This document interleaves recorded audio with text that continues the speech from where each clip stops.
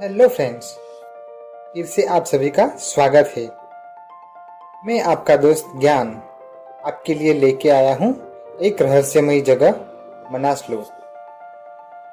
तो चलिए जानते हैं मनासलू और मनासलू के रहस्य के बारे में।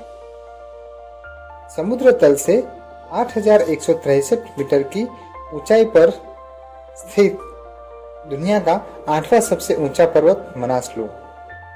मनासलू नाम का अर्थ है आत्मा का पर्वत। नेपाल के पश्चिम मध्य भाग में नेपाली हिमालय के भाग मंसरी हिमालय में बसा हुआ है। मनासलू एक ऐसा पर्वत है जिसके ऊपर पर्वतारोहण करना बहुत ही कठिन है। फिर भी 1956 में एक जापानी अभियान के सदस्य तोशियो इमानिस और ग्याल्जन नोरबू ने उसके ऊपर चढ़ाई की थी। ऐसा कहा जाता है कि नेपाली तेंजिंग नोर्गे और न्यू जोसेंडर एडमंड हेनरी से पहले अंग्रेजों द्वारा एवरेस्ट पर चढ़ने की कई असफल प्रयासों को देखते हुए जिस तरह अंग्रेज एवरेस्ट को अपना पर्वत मानते हैं, मनासलू हमेशा से एक जापानी पर्वत रहा है। मनासलू क्षेत्र में विभिन्न प्रकार के ट्रैकिंग आपको मिलेंगे। 177 किलोमीटर का मनासलू ट्रैकिंग मार्ग है। नेपाली सरकार ने केवल 1991 में इस सर्किट की ट्रैकिंग की अनुमति दी थी। यहाँ पर कृषि कार्य बहुत कम होता है। प्राकृतिक संसाधनों और समृद्ध सांस्कृतिक विरासत का संरक्षण और स्थानीय लोगों की आजीविका में सुधार के लिए पारिस्थितिक पर्यटन को बढ़ावा देने के लिए मनासलू क्षेत्र यहाँ संरक्षण क्षेत्र के उद्देश्य के साथ बनाया था। मनासलू को तिब्बती भाषा में पुटान एल के नाम से जाना जाता है। नगादी चुली, हिमाल चुली और बोधा जैसे लंबी चोटियों और हिमनद घाटियों की अनुकूल स्थलाकृति को देखते हुए मनासलू पर्वतारोहियों को कई मार्ग प्रदान करता है। परंपरागत रूप से वसंत या पूर्व मानसून मौसम खराब मौसम, बर्फबारी और हिमस्खलन के लिए सबसे कम खतरनाक होता है। मनासलू 8,000 मीटर की चढ़ाई के लिए सबसे जोखिम भरी चोटी में से एक है। मई 2008 तक मनासलू पर 297 बार चढ़ाई हो चुकी है और पहाड़ पर 53 लोगों की मौत हो चुकी है, जिसके कारण मनासलू अन्नपूर्णा, नंगा पर्वत जैसे और काफी सारे पर्वत के बाद चौथी सबसे खतरनाक 8 मीटर ऊंचाई की चोटी बन गई है। मनासलू क्षेत्र विभिन्न प्रकार के ट्रैकिंग विकल्प प्रदान करता है। ट्रैकिंग मौसम पर निर्भर करता है और ट्रैकर को अपने साथ एक रजिस्टर्ड गाइड के साथ कम से कम 2 व्यक्तियों के समूह में यात्रा करने की अनुमति है। मनासलू सर्किट ट्रैक आमतौर पर अरुघाट बाजार में शुरू होता है और 2 से 3 सप्ताह बाद अन्नपूर्णा सर्किट ट्रैक के शुरुआती बिंदु बेसी शहर में समाप्त होता है।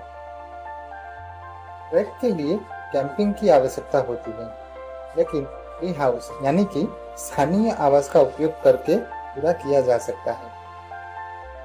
ट्रैकिंग के लिए प्रति सप्ताह $70 के प्रतिबंधित क्षेत्र परमिट की आवश्यकता होती है। एशियन डेवलपमेंट बैंक द्वारा प्रदान की गई लोन के तहत नेपाल सरकार के पास कार्यान्वयन के तहत मनासलू इको पर्यटन विकास परियोजना नामक एक परियोजना है। इसका उद्देश्य पर्यावरण की दृष्टि से अनुकूल तरीके से पर्यटन का समर्थन करने के लिए मनासलू क्षेत्र की क्षमता में सुधार करना है। दोस्तों, एक चीज और जान लीजिए कि प्रकृति जितनी भी सुंदर होती है, कभी कभी उतनी खतरनाक भी साबित होती है। प्रकृति कभी कभी जानलेवा भी साबित होती है। मनासलू में कई बार हिमस्खलन की घटना घटित होती है, जैसे कि सितंबर 2012 में 9 लोग मारे गए और कई लोग लापता हो गए। 2022 की बात करें तो नेपाली पर्वत गाइड अनूप राय की कैंप 4 तक सामान ले जाते समय हिमस्खलन में मृत्यु हो गई थी। 2022 अक्टूबर में फिर से एक बार हिमस्खलन हुआ जिसके अंदर नेपाली गाइड दावा छिरंगी शेरपा की मौत हो गई। फ्रेंड्स, अगर हम वहाँ के तापमान की बात करें तो वहाँ पर हिम रेखा 5000 मीटर की ऊंचाई से ऊपर मानी जाती है।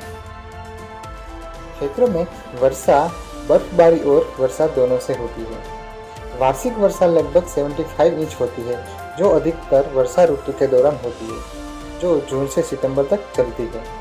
इस क्षेत्र में तापमान भी जलवायु क्षेत्र के साथ व्यापक रूप से भिन्न होता है। उष्णकटिबंधीय क्षेत्र में गर्मी और सर्दियों का तापमान 31 से 34 डिग्री सेल्सियस और 8 से 13 डिग्री सेल्सियस का होता है। समशीतोष्ण जलवायु क्षेत्र में गर्मियों का तापमान 22 से 25 डिग्री सेल्सियस और सर्दियों का तापमान 2 से 6 डिग्री सेल्सियस होता है।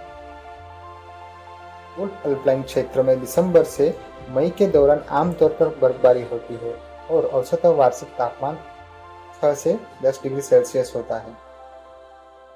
आर्कटिक क्षेत्र में विशिष्ट है और स्थायी हिमरेखा के अंतर्गत आता है। वहाँ तापमान शून्य से काफी नीचे रहता है। इस क्षेत्र में अन्य क्षेत्रों के विपरीत काफी सारे पशु वर्ग की जातियां यहाँ पे मिलती हैं। घाटी में हिम तेंदुए, लाल पांडा सहित कई अत्यधिक लुप्तप्राय जानवरों का अभ्यारण्य है। और भी काफी सारे वन्य पशु जैसे कि Asian black bear, grey wolf, dhole, Assam macaque, Himalayan musk deer, blue sheep, Himalayan tahr, mainland serow, Himalayan goral, woolly hare, horse bat, Himalayan mouse और काफ़ी सारे पशु यहाँ पर शामिल हैं। पक्षियों की बात करें तो 33 स्तनधारियाँ, 11 तितलियाँ और 3 सरीसृपों की 110 से अधिक प्रजातियाँ दर्ज की गई हैं। इस क्षेत्र में मठों के भिक्षुओं द्वारा शिकार पर प्रतिबंध लगाकर क्षेत्र में वन्य जीवन का संरक्षण किया गया है। इस कार्यवाही से वन्य जीवों को समृद्ध होने में मदद मिलती है। इस क्षेत्र में पक्षियों की लगभग 110 प्रजातियों की पहचान की गई है, जिनमें golden eagle, Eurasian griffon, Himalayan griffon, blood Impeyan, kalij और ओक्लास तीतर, हिमालयन और तिब्बती स्नोकॉक और क्रिम्सन हॉर्नर तीतर शामिल हैं। फ्रेंड्स, तो थी ना ये मजेदार बातें। तो चलिए दोस्तों, मिलते हैं अगले वीडियो में। और हाँ दोस्तों, अगर अभी तक आपने हमारे चैनल को सब्सक्राइब नहीं किया है तो प्लीज़ जल्दी से सब्सक्राइब कर दीजिए। और अगर आपको ये वीडियो पसंद आया है तो लाइक और शेयर करना मत भूलना।